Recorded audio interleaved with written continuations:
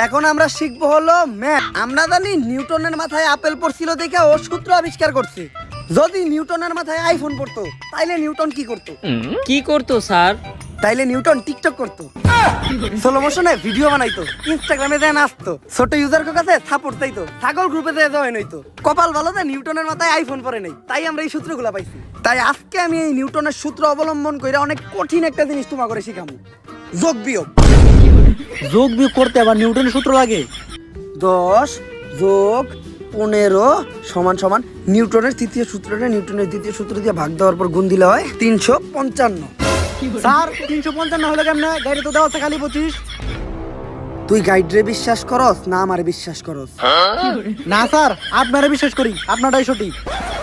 তাই এতক্ষণ যে আমি তোমাকে অঙ্ক করাইলাম, কারো যদি কোনো সমস্যা থাকে আমারে বলতে পারো, আমি বুঝাই দিমু। স্যার আমার একটা সমস্যা আছে। এত ভালো কইরা বুঝানোর পরেও তোর সমস্যা থাকে কেমনে? তোর মনোযোগ কই আছিল? আমার বড় বুঝলি না, কি লিগা বুঝলি না? সমস্যা কি আছিল তোর? তুই মনোযোগ করলি কে?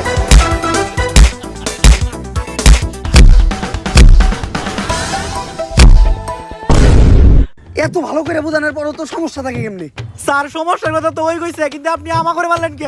তগরে মারছি কারণ তোরা ওরা আটকাইলি নাকি? স্যার আমার একটা সমস্যা ছিল। কোন জায়গায় সমস্যা তোমার? কোন জায়গায় তুমি বুঝো নাই? তোমার আমি বুঝাই দিতেছি, তোমার সমস্যা আমি সমাধান করতেছি।